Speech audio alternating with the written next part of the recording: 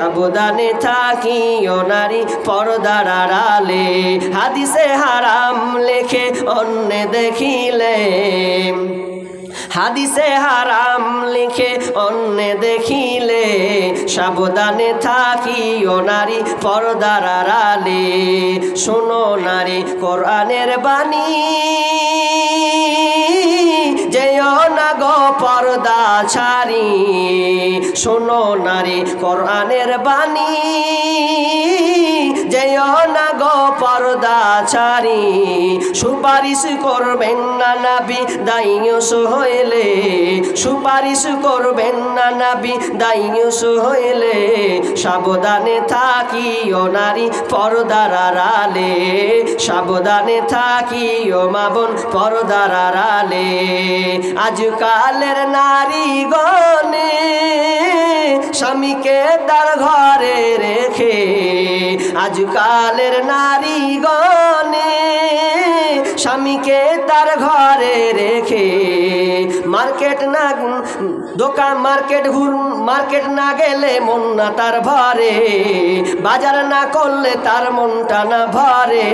সাবধানে থাকিও নারী পর্দার আড়ালে, সাবধানে থাকিও নারী পর্দার আড়ালে। মেয়ে পর্দায় থাকার চেষ্টা করো। আল্লাহ রাসূল সাল্লাল্লাহু আলাইহি ওয়াসাল্লাম বলছেন, আলমারাতু আওরাতু আলমারাতু আওরাতুন, মেয়ে হচ্ছে ঢেকে রাখার বস্তু, ওকে ঢেকে রাখতে হবে। খবরদার গার্জেন যারা আছেন, মেয়েকে খবরদার বেহায়াপনা করবেন না, মেয়েকে পর্দার সহিত বার করবেন। ওই স্কুল যাক, কলেজ যাক, মাঠে যাক, ঘাটে যাক, যেখানে যাক না কেন, সে যেন হিজাব পরে বাড়ি থেকে বের হয়। এ তো গেল একটা পর্দার কথা বলে দিলাম। এবার আপনি বিয়েটা ঠিক করলেন, বরযাত্রী যাবেন না, বরযাত্রী হলো মিডিলে একটা কথা বলি, আপনাদের এইদিকে হলুদ মাখার প্রথা আছে? আছে গো? আস্তাগফিরুল্লাহ, হলুদ মাখা মনে হচ্ছে সুন্নাত, এমন করে হলুদ মাখছে, হলুদ মাখা সুন্নাত। কে কে হলুদ মেখেছেন হাত তুলেন তো ভাবির কাছে। আছেন এরকম? লজ্জায় তুলছে না গো? খুব ভালো নাকি? ভাবিতে হলুদ মাখিয়ে দিয়েছে না? কি মজা! ভাবির কাছ থেকে হলুদ মেখেছেন আপনি, অথচ বলছেন কি লা তুবাসুল মারআতুল মারআ, লা তুবাসিরুল মারআতুল মারআ। একজন মেয়ে আর এক মেয়ের গায়ে হাত লাগাবে না। আরে ছেলে মেয়ে তো দূরের কথা, একজন মেয়ে আর একজন মেয়ের গায়ে হাত লাগাবে না। তাহলে কি করে ভাবির হাত দিয়ে আপনি হলুদ মাখিয়েছেন? একটা মেয়েকে হাত লাগাবে না। শুধু তাই নয়, বিশ্বনবী বলছেন, মুরু আওলাদাকুম বিসসালাহ ওয়া হুম আবনাউ সাবঈ সিনিনা ওয়াজরিবুহুম আলাইহা ওয়া হুম আবনাউ আসরিন ওয়া ফাররিকু বাইনাহুম ফিল মাজাজি। শেষ অংশ, ওয়া ফাররিকু বাইনাহুম ফিল মাজাজি। যদি আপনার ছেলের মেয়ের বয়স 10 বছর হয়ে যায়, একই মায়ের পেটের ভাই বোন, একই মায়ের পেটের ভাই বোন যদি 10 বছর হয়ে যায়, তাহলে বিষ্ণু বলছেন, খবরদার ওই দুই ভাই বোনকে, ভাই বোনকে একসাথে ঘুমাতে দেবে না, একসাথে ঘুমানো যাবে না। যদি 10 বছর মেয়েকে বিশ্বনবী এটা আদেশ দেয় যে গার্জেন বাপ তুমি পাবে না পাশাপাশি ঘুমাতে, যদি ঘুমায় চাদরটাকে দুভাগ করে দাও, একটা যদি চোখে হয় তাহলে চাদরকে দুভাগ করে দাও। তারা যেন নিনের ঘরে যেন এক অপরকে জড়িয়ে না নেয়, যদি জড়িয়ে নেয় তাহলে শয়তানি ওয়াসওয়াসা থাকতে পারে, শয়তানি ওয়াসওয়াসা থাকতে পারে। এই জন্য বিষ্ণু বললেন, খবরদার আপনার যখন মেয়ে 10 বছর হয়ে যাবে, আরেকজন মেয়ে একসাথে ঘুমাবে না, একটা ছেলে আরেকটা ছেলে একসাথে ঘুমাবে না। যদি এটা নির্দেশ হয়, আদেশ হয়, তাহলে বলেন তো একটা মেয়ে আপনি একটা ছেলে, আপনার ভাবি কিভাবে গায়ে হাত লাগায়? ওটা তো গেল। আর একটা নতুন জিনিস দেখেছি, আপনাদের এদিকে আছে কি নাই তো আমি অবাক হই, এখন আর দেখতে পাই না, খুব গালি দিই দেখলে, চরম বকিবলিতা করি। সেটা হচ্ছে বেটির যখন বিবাহ দিয়ে দিচ্ছে, শ্বশুর বাড়ি চলে গেছে, তারপর দিন দেখছি ওর মাকে দেখছি তারপর দিন পড়া আছে। আপনাদের এদিকে আছে এটা নিয়ম? মানে মেয়ে যে হলুদ কাপ শাড়িটা পরে, হলদি মাখা কাপড় পরে না, তো ওই কাপড়টা যখন মেয়ে শ্বশুর বাড়ি চলে যায় তখন কে পরে? ওর মা। আমি বলছি ওর মায়েরও বিহা লাগলো নাকি? ব্যাপারটা কি? ওর বেটি পড়লো আগা দিন, তারপরে দিন ওই পড়ছে। তো আমি জিজ্ঞেস করছি এ প্রথা কোথায় পেলো, এর রেওয়াজ কোত্থেকে এলো? গবেষণা চালাই তো, দেখি তো একবার। একে লাগালাম, ওকে ফোন করলাম, একজন আমাকে হোয়াটসঅ্যাপে পাঠালো যে এটা কেন চালু হলো। তিনি একটা গুগলস থেকে একটা পার্ট বের করলেন, তথ্য কি তো বলছে হিন্দু যারা, ওই হিন্দুরা যেদিন বিবাহ হয় ওরা হলুদ কাপড় পরে। তো হলুদ কাপড় কেন পরে জানেন? যে তাদের ভগবানের মধ্যে কৃষ্ণ ভগবান, এই কৃষ্ণ ভগবানের পছন্দনীয় রং হচ্ছে কি? হলুদ। আর যেদিন বিবাহ করবে সেদিন ওই হলুদ পোশাকটা পরবে আর তার ভগবানকে সন্তুষ্ট করবে, ভগবানের কাছ থেকে দুয়া নিবে যে দুয়া দেন আমার জন্য মঙ্গল হোক, যাতে আমি বিবাহটা করছি, দাম্পত্য জীবনে যাচ্ছি, এটা আমি ঈশ্বরের আশীর্বাদ পাওয়ার জন্য। তো তুমি আবার কোন হিন্দু হলে যে কৃষ্ণ তোমার জন্য আশীর্বাদ করবে? চলবে না, এটা থেকে আপনাকে দূরে থাকতে হবে। এটা হলো, এবার আপনি বিয়ে করতে গেছেন, কখান গাড়ি যাবে গো? সুবহানাল্লাহ। বোলেরো গাড়ি 10 খান না হলে হয় না। তো 10 খান গাড়িতে কি হয়? এক খানের ভাড়া হচ্ছে 2000 3000, এত টাকা করে ভাড়া, যা লাগবে দিববে। চাপ না, পড়াশোনা করে চাপলো, আবার ট করে ঢুকে গেল বরযাত্রী। ঢুকার পর এবার যখন বিয়েটা লাগছে তো মোহর কটটি হচ্ছে, গাল চুলকেচার করেছে 2000 টাকা করো, 2000 টাকা করবে আর ওই 8000 টাকা বাকি রাখবে, নাহলে বাকি লয়। আর গাড়ি কয়খানে এসছে ওর? 10 খানটা বোলেরো গাড়ি ঢুকেছে ওর। আর মোহরের বেলায় দেখছে শালা 2000 টাকা তোর কপালে ঝাঁটা। তুই 10 খান বোলেরো করতে গেলি কেনা? যদি 4 খান করতিক, 2 খান করতিক, তাহলে এই 5 খানটার দাম দিয়ে তো 10,000 হতো। হে, মোহরটি যে 10,000 হতো। মোহর দিচ্ছি না আমরা, মোহরটাকে আমরা ছোট্ট মনে করছি। অথচ আল্লাহ সুবহানাহু ওয়া তাআলা বলছেন ওয়াতুন নিসা সাদাকাতিহিন্না নিহলা, যারা বিবাহ করবে খুশি মনে তোমরা, আনন্দ চিত্তে তোমরা মোহর দিয়ে দাও। আনন্দ চিত্তে মোহর দিবে। মোহর গলা হয়ে যাচ্ছে এত কম যে বলার কথা নয়। মোহর আপনি বাকি করতে পারেন, অসুবিধা নাই। আপনার অনুকূলে কুলায় না, আপনি পারছেন না, তখন আপনি বাকি করুন।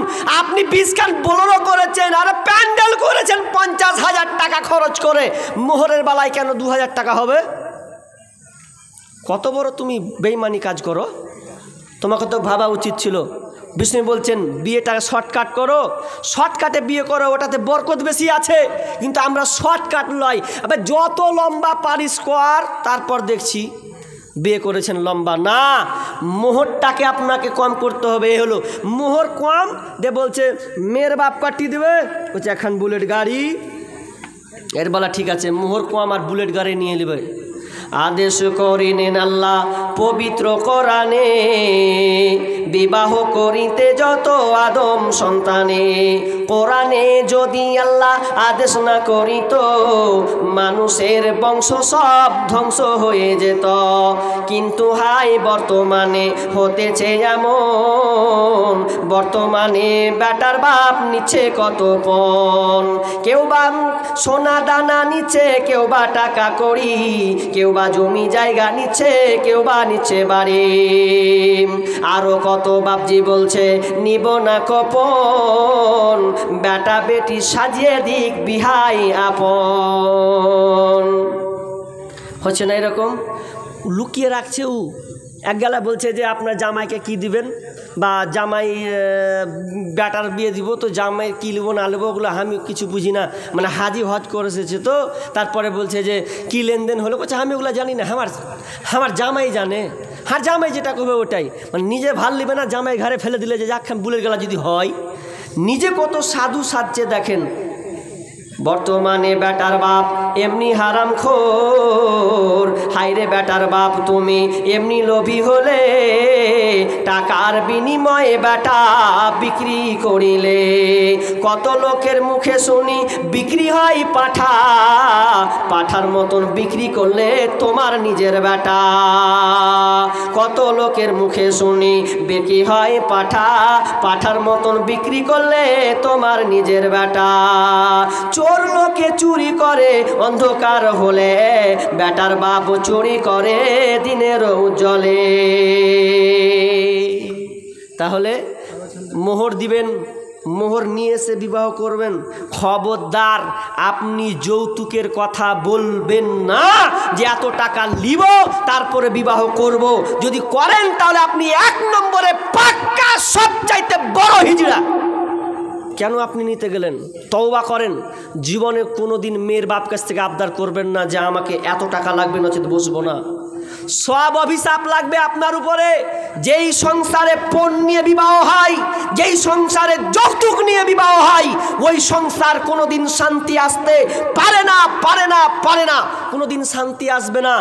বাপকে বলবো, বাপ বেটার বিয়ে দেননি, দিবেন, প্রতিজ্ঞা করেন জীবনে কোনোদিন মোহর দিবেন সঠিকভাবে, কোনোদিন যৌতুক নেবেন না, পণ নেবেন না, এটা প্রতিজ্ঞাবদ্ধ হন। যুবক তোমাকে বলছি, তুমি বিবাহ করো, তোমার সামর্থ্য থাকলে বিবাহ করো। ইয়া মাশারাস শাবাবি মান ইসতাতা মিনকুমুল বাআ ফালিয়াতাজাওয়াজ। হে যুবক দল, তোমরা বিবাহ করো তোমাদের সামর্থ্য অনুযায়ী, সামর্থ্য থাকলে বিবাহ করো। আর যদি না, কারণ বিবাহ তুমি এই জন্য করবে ওয়াগাযুলিল বাসার ওয়াহসানুলিল ফারজ, কারণ বিবাহ করলে তোমার 2টা জিনিস লাভ হবে। তোমার লজ্জা স্থানের হেফাজত হবে এবং তোমার চক্ষু নিচু হবে, এই জন্য তুমি বিবাহ করো। আর যদি না থাকে তাহলে তুমি রোজা রেখে রেখে রেখে রেখে তোমার জীবনটা পার করে দাও। কিন্তু খবরদার 2 নম্বরই পাইতারামো করিও না। আজকালকার বিবাহগুলো হচ্ছে পণ নিয়ে নয়, পণ নিয়ে আজকে বিবাহ হচ্ছে। অথচ আল্লাহ তাআলা বলছেন ওয়াতুন নিসাআ সাদাকাতিহিন্না নিহলা ফাইন তিবনা লাকুম আন শাইয়্যিম মিনহু নাফসান ফাকুলুহু হানিয়াম মারিয়া। যদি তারা তোমাদেরকে ক্ষমার দৃষ্টিতে দেখে, ছাড় যদি দিয়ে দেয় যে আমি নিলাম না, তাহলে তোমরা ওই মোহরটা আনন্দ চিত্তে তুমি ভোগ করতে পারো, নচেত নয়। অনেক বাপজি আছে এখনো মোহর দেয় না, অনেক বাপজি আছে মোহর দেয় না, বাকি আছে। একটা মেয়ে বলছে, হাজি তুমি 1 দিন ধরে বিয়ে করলে, তোমার বয়স মেলে হয়ে গেল, তুমি মোহরটা দিব কইছো, কখন দিবা? মোহরটা দাও, মোহরটা কখন দিবা? তুমি কত প্যারালাইসিস হয়ে পড়া আছো, মোহরের কথা তো একদিনও মুখ খুলে না যে হ্যাঁ রে শহীদের মা জাগা তুই থোড়া থোড়া করে দিব বা একটি বাকি আছে, কোনো মুখই খুলো না, মুখখানটা তোমার এইরকম টেহারা মনে হয়ে গেছে, প্যারালাইসিসের মতন হয়ে পড়ে আছো, তো মোহরটার ব্যাপারে কিছু কো। তো ও আপনার পাল্টা করছে, দিব না দিব, ঠাং ঠাং দিব, অত টালা হামলা করলে হবে? মরছে তো মোহরটা বুঝিয়ে দেন, ভালো করে শুনেন। মোহর যদি বাকি থাকেন, মারা যান, তাহলে আল্লাহ যদি ক্ষমা না করে মেয়েটা ভালো করে রাখেন। আর আরেকটা ভুল প্রথা আছে কি, মেয়েকে বলে যে হাওয়া মাপ দিয়ে দে, ক্ষমা করে দে, এগুলা সব ফাজলামি করা। এতদিন সংসার করছো, তুমি মোহরটা দিতে পারবে না? আরে মোহরটা দিতে তোমাকে একবারে দিতে হবে? চলুন আপনাকে নিয়ে যায় ঘটনার দিকে। হযরতে মুসা আলাইহিস সালাম 10 বছর ধরে মোহর আদায় করেছেন, 10 বছর, বাকিতে 10 বছর। কেমন? হযরতে মুসা একটা লোককে একটা চর মেরেছে, বুঝলেন? ঝগড়া করছে, তো ঝগড়া করতে করতে করতে খুব রাগী মানুষ, এটা তো জানেন যে ফেরেশতাকে মেরেছে তো আর চোখে কানা করে দিয়েছে, এরকম নাই? তো ওই ধরনের মানুষ একটা ছেলেকে মেরেছে, তো এমন জোরে মেরেছে তো ভাবতে পারেনি যে মরে যাবে, তো এক থাবা মেরেছে তো মরেই গেছে। তো এবার তো ওকে ঝুলতে হবে। ও জানের ভয়ে পালাচ্ছে দেশ ছেড়েও, মাদাইয়ান শহর পালালো। পালার পর কিছু দূর গিয়ে একটা দেখছে, কি দেখছে যে একটা কি দ্বারা, মানে কুহা যাকে বলা হয়, কুহা বুঝেন তো আপনারা? পানির কূপ, যেটা পানি তুলে, ওই কুহাতে গিয়ে কিছু বেটি ছেলে দাঁড়িয়ে আছে, কিছু ব্যাটা ছেলে আছে, সব ছাগল নিয়ে আছে। দিয়ে বলছে সব বড় বড় পালোয়ান সবাই নিজের নিজের বালতিতে পানি তুলছে, আর কিছু মহিলা এক সাইডে দাঁড়িয়ে আছে, তারা পানি পান তুলতে কোনো সুযোগ পাচ্ছে না। নবী মুসা দূর থেকে দেখতে পাচ্ছেন ওরা সবাই আপনার কি নাম কুহাটাকে ঘিরে রেখেছে, কিন্তু পানি পাম্প তোলার কোনো সুযোগ পাচ্ছে না। তখন তিনি কাছে আগিয়ে গেলেন, কাছে আগিয়ে ওই মহিলাটার হাত থেকে বালতি নিলেন। বালতি নেওয়ার পর সবাকে হটিয়ে দিয়ে বালতি আপনার ফেলে দিলেন, তুলে দিলেন একদম আপনার কি নাম পানি 18 মণ আপনার কিনা লিটার 18 লিটার পানি এরকম উঠলেন, 20 লিটার পানি আপনার হাতে উঠিয়ে নিলেন। উঠিয়ে নেওয়ার পর এবার মেয়েটাকে দিলেন, আগে তার পশুগুলোকে খাওয়ালেন, ছাগলগুলোকে পান করালেন। এরপরে 1 বালতি পানি উঠিয়ে তিনি বললেন, যাও বাড়ি চলে যাও। আহারে কোথাকার ছেলে তুমি গো, এত সুন্দর ফুটফুটে চেহারা, মেয়েটি তো দেখে একদম তাজ্জব হয়ে গেছে, এরকম ছেলে তো দেখিনি। বাড়ি গিয়ে এসে বলছে, আব্বা আমরা আসতে পারতাম না আব্বা, একটা লোক বেকার চিনতে পারলাম না, ও আমাদেরকে এতটা হেল্প করেছে, এত শরীর এত স্বাস্থ্যবান ছেলে, একদম 18 লিটার 20 লিটার পানি একলাই তুলে দিল, আমাদের ছাগলকে খাওয়ালো আর আমাদেরকে আগিয়ে দিল। তো কি করা যায়, তো ছেলেটাকে একবার দেন না, ডাকেন, প্রস্তাব দেন, ডাকেন। কোথাকার ছেলে, ডাকা হোক তো। এবার ওই একটা মেয়ে যাচ্ছে, 2 বোন, তো একটা মেয়ে বলছে, আজি লোকটা আজি, আমার আব্বা ডাকছে, আসেন তো। তো মেয়েটা দেখা করলেন নবী মুসার সঙ্গে। নবী মুসা বলছেন, কেন কি হলো বলো? বলছে, আব্বা আপনাকে ডেকেছে, চলেন আমি আগে আগে যাই, আপনি আমার পেছনে আসেন। নবী মুসা বলছেন, না না না, এটা কখনো নয়, তুমি আগে আগে যাবে, আমি পেছনে পেছনে যাব, এটা কখনো হতে পারে না। তুমি আগে আগে যাবে আর তোমার পেছনের দৃশ্য আমার চোখে পড়বে, এটা কখনোই সম্ভব নয়, শয়তানি ওয়াসওয়াসা আসতে পারে, অতএব খবরদার, এটা কখনোই সম্ভব হবে না।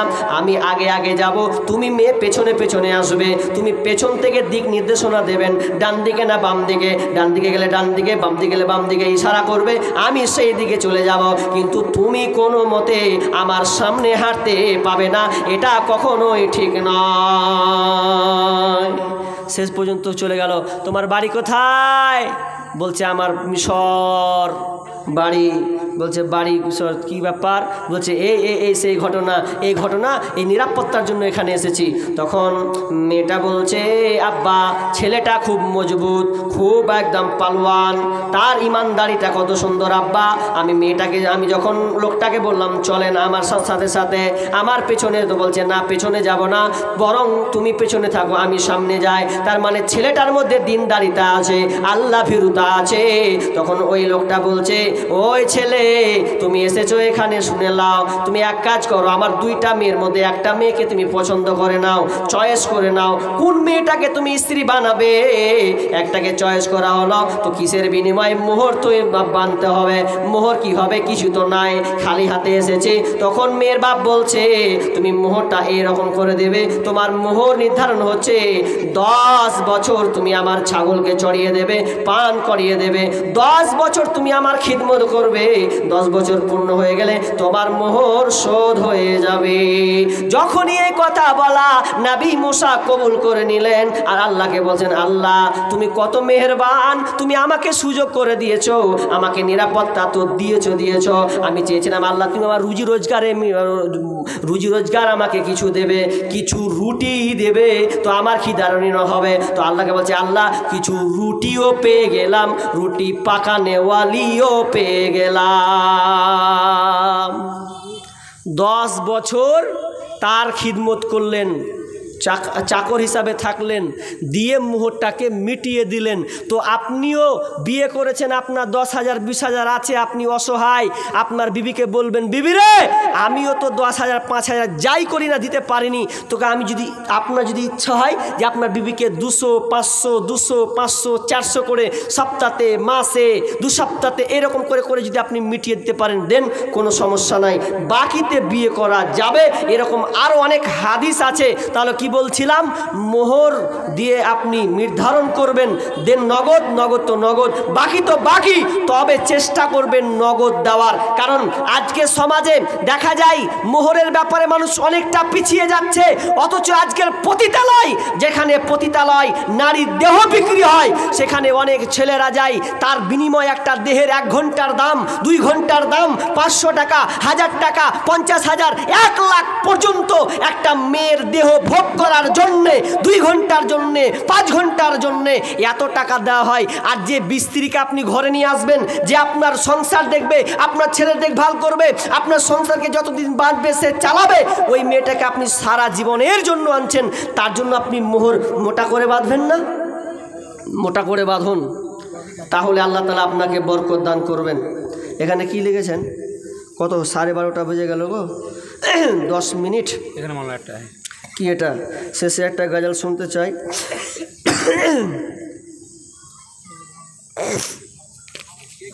পানিটা খাই যেটা স্লিপ আগে দিয়ে যেমন আছে ওটা উল্টা ভিতরে লেখা আছে একটা যেটা আগে দিয়ে ইনশাআল্লাহ বলবো কিন্তু এটা তো মসজিদে জালসা নাকি তো দান না পেলে তো বলছি না দান লিব তারপরে ছাড়বো না কি বলেন কিছু তো হাম বলিব নাকি না হলে তো হবে না মসজিদের জালসা কিছু দিলে ইনশাআল্লাহ শোনাবো না তো একদম স্টপ করে দেবো তো কি বলছিলাম মোহর কমপ্লিট হলো এরপরে আপনি বউকে বাড়ি নিয়ে আসবেন বাড়ি যখন নিয়ে আসবেন তখন আজকালকার দেখা যায় বউ ভাতের নামে যত নোংরামিতা হচ্ছে আপনার সবাই মেয়েটাকে দেখতে আসছে মেয়েটাকে গলিতে বসিয়ে দিচ্ছেন অথচ এগুলো সব জেনা জেনা জেনা জেনা একজন স্বামী ছাড়া পৃথিবীর আদার্স আর কোনো পরপুরুষ মেয়েটাকে দেখতে পারে না অথচ মেয়েটাকে আনা হলো বিয়ে করা হলো কমপ্লিট হলো এরপর মেয়েটাকে বারান্দায় কোনো একটা গলিতে বা কোনো একটা এগনাতে আর একটা ঘরে বসিয়ে দিল আর যেদিন বউ ভাত হয় সেদিনকে মানুষ খেতে আসে দিয়ে বলছে চনাবে ছোড়ার বহুটাকে দেখে আসি গে হ্যাঁ কত নির্লজ্জ বেহায়া তুমি দেখে আসবে তো মেয়েটাও বেচারি কিছু কইতে পারে না ওই 4 ঘন্টা 5 ঘন্টা ধরে বেচারি এত গরমে ফ্যাপসেছে তো কিছু কইতেও পারে না যে একটু যে ঘুমাবো আর কিছু ওকে কহে দিয়েছে তুই বস তো বস ও আপনার বসে গেছে দুর্গার মতন বসে থুই দিয়েছে ওকে আর লোক আসছে আর চেহারা দেখছে আর বলছে ছোড়া যেমন হবে হোক গা ছেলে সালা বহু মালটা ভালো পেয়েছে আগে ওকে 12টা বাজিয়ে দিছে তারপরে টাকা দিচ্ছে 200 400 500 করে ওর 12টা মানুষ বউ ভাত কেন করে ওলিমা কেন করে দোয়া পাওয়ার জন্য কিনা দোয়া পাওয়ার জন্য এটা করা হয় বারাকাল্লাহু লাকা দিবে দোয়া এই দোয়া আর নেই এ দোয়া উঠে গেছে মাংস যদি ভালো হয় তো ভালো নাহলে তোমার আপনার কপাল কালো কেন বলছি এক জায়গাতে বিয়ে হয়েছে বুঝলেন মাংসটা কোন রকম করে ভালো হয়নি তো মাংস দিয়ে ছাড়ছে তো হাত পা টেনে ছিঁড়ে দিছে রাগ ঘান্টায় এত উঠছে যে বর নিমন্ত্রণ পেনু তো ভালো করে খাবো মনে মনে ভাবছে শালা কার বিয়া খেতে এনু ভালো হলো না হওয়ার পরে এবার যদি বেহিরে যাচ্ছে তো সব আপনার এদিকে কেমন সিস্টেম আছে প্যান্ডেলের বাইরে টেবিল থুয়ে দিয়েছে হয় আপনাদের টেবিল মানে সিস্টেম হ্যাঁ টাকা লিবে টাকা তো টাকা লিবে তো এত মন খারাপ গোছ ছিটতে যে এত হাত পা টানতে হয়েছে ওকে ওই কী করে টাকা দেবে তা মনে করছে যে আমি গ্রামের একটা মুরব্বী মানুষ যদি 500 টাকা যদি না দিই তাহলে তো মান সম্মানে কিছু বাঁচে না কিছুই বাঁচে না তো এবার কোন রকম করে আনতান ম্যানতান করে 500 টাকা যদি টেবিলে থুলে 200 টাকা বাদ দিয়ে খানিকটু দূরে যা কইছে হ্যাঁ ই সালার ঘর বিয়া খেতে আসবো না 500 টাকা নিয়ে দিনু 200 টাকা 100 টাকা দিলে হয়তো ভালো হোটেলে কত সুন্দর করে ভাত খেত সুন্দর করে জি ভরে যেত 500 টাকা দিনু ই সালার ঘর কোনোদিন বিয়ে খেতে আসবো না এটা আর দোয়া বারাকাল্লাহু লাকা আর দেয়নি মানে এই দোয়া গেল দিতেও বাড়ি গেছে আচ্ছা বলেন তো ওই বিবাহ কোনদিন সুখের হবে জীবনে বারাকাল্লাহু লাকা পেল না ওই গেল দিতেই হলো আজকে সমাজ পরিবর্তন হতে হবে এ সমাজে যত বেজাতি অনুসরণ আছে এগুলোকে দূরে করতে হবে আবার ওসিয়ত করছি আমি শেষ লগ্নে এটাই ওসিয়ত করতে চাচ্ছি এতটুকুই যে আপনি বিবাহটাকে শর্টকাট করুন কিছু সংখ্যক লোক গিয়ে বিবাহটা করুন ওলিমা আপনার যত টাকা লাগে আপনি করতে পারেন আপনাকে যদি আল্লাহ কোটি টাকা দেয় কোটি টাকা খরচ করে আপনি ওলিমা করুন কোনো অসুবিধা নাই তবে আমার করো নিবেদন থাকবে আপনাদের উপরে ছেলেদের জন্য আলাদা করেন মেয়েদের জন্য আলাদা করেন সুন্নাহ মোতাবেক বিয়েটা করুন খাবার সুন্নাহটা ঠিক রাখুন ছেলেদের আলাদা মেয়েদের আলাদা আগে ছিল দেখেছি ছোটকালে আগে ছেলেরা খেত তারপরে মেয়েরা খেত ছিল না আগে এরকম ছিল আপনার জায়গা শর্ট আছে আপনি ছেলেদের খাইয়ে দেন আপনার জায়গা বড় আছে দুটা ভাগ করে দেন নইলে ওই রকমই হবে আজ তো এখন তার একটু হয়েছে নইলে আগেকার জামানা আমার এই 4-5 বছর আগের কথা নানিদের সাথে খেতে বসেছি বুঝলেন ইয়ারা বুড়িটি একদিকে বসেছে আর চেংড়িটি একদিকে বসেছে এবার ছেলেরা খেতে দিচ্ছে তো খেতে যখন দিচ্ছে তখন ইয়ারা এবার দাদি নানিরা কি করছে ভাত একবার পেয়েছে গোশ একবার পেয়েছে আর কিছু পায়নি তো ওদেরকে ডাকছি তো ডেকে পাওয়া যায় না যা ঘুরিয়া দেখছি এই চ্যাংড়া ছোড়াটি যেটি খাওয়াচ্ছে এরা চ্যাংড়িটির দিকে ইয়ং যেটি যুবতী ওয়ার্গের দিকে যে ঢুকছে আর তখন এক দাদি করছে এই লালার বেটার গালি ও তো পাই না, হাঁক মেরেও পাই না। কারণ ডালবালাও এদিকে, গোসবালাও সালা এদিকে, মানে যত আলুবালা তাও এদিকে, বুড়িটি ওইদিকে বসে আছে, মন টন খারাপ, কুণ্ডে বসেছি। তো এইরকম হবে কি হবে না? তা আপনি এই যে কোরআন সুন্নাহর বাইরে করছেন বলে এটা হচ্ছে। তো এই জন্য বলবো যে এগুলো সুন্নাহ মোতাবেক করার চেষ্টা করুন, এই কুসংস্কারকে দূর করুন, বেজাতি অনুসরণ বর্জন করুন, সুন্নাতি মোতাবেক বিবাহ করুন। আমি শেষের দিকে আছি, শেষে কয়েকটা কথা বলি। এটা মসজিদের জালসা, অনেকে দান দিয়েছেন, উঠবেন না উঠবেন না উঠবেন না। আমি 10-15 মিনিট এর মধ্যেই 2-3টা গাজাল বলে দেবো ইনশাআল্লাহ। তবে কথাটা হচ্ছে এই, 10-15 মিনিট উঠবেন না। আপনি দিবেন না তাও আলহামদুলিল্লাহ, দিবেন তো আপনি আশায় আছেন, তবে আপনার কাছ থেকে আমি পকেট মারবো না। তবে একটা কথা মনে রাখবেন, যদি থাকে, যদি না দেন তো আল্লাহ আপনাকে এমন করে একটা বিপদে ফেলবেন তো বুঝতে পারবেন না। মানুষের কত খাসলত আছেন দেখেন, 2 রকমের। মৌলবি মৌলানারা বলে দেয় যে দে বাপ, দে বাপ, মাদ্রাসা মসজিদ দে বাপ, কিন্তু পাওয়া যায় না। কিন্তু এক জায়গায় আল্লাহর মার আছে, এক জায়গায় আপনি বলবেন লে বাপ। কথাটা বুঝেননি, আবার বুঝাচ্ছি। মৌলবি মৌলানা যখন দান চায় তখন বলছে দে বাপ, দে বেটা, দে ভাই। আর যখন এমন একটা সময় আসবে আপনি ঘুরিয়া বলবেন যে লে বাপ, কীভাবে লেন? যখন মৌলবি যখন বলবে যে মসজিদের জন্য দেন, তো দিব কি দিব না, খালি ভাবছে আর পকেটে হাত পড়ছে তো দিয়েছি আর দিব না। আর যেদিন ডাকাতের হাতে পড়বেন, যেদিন চোরের হাতে পড়বেন, সেদিন পুলিশের হাতে পড়বেন, সেদিন বলবেন লে বাপ, খালি আমার জানটা বাঁচা, খালি এখন বিপদে পড়েছি। ঘুরিয়ে আল্লাহর মার যখন পড়বে, কত সব চিট দিচ্ছি। হ্যাঁ ও বন্ধু শুনো না, তো মের খাবি নাকি? হ্যাঁ, তারপরে বউরা, এটা হলো 3-4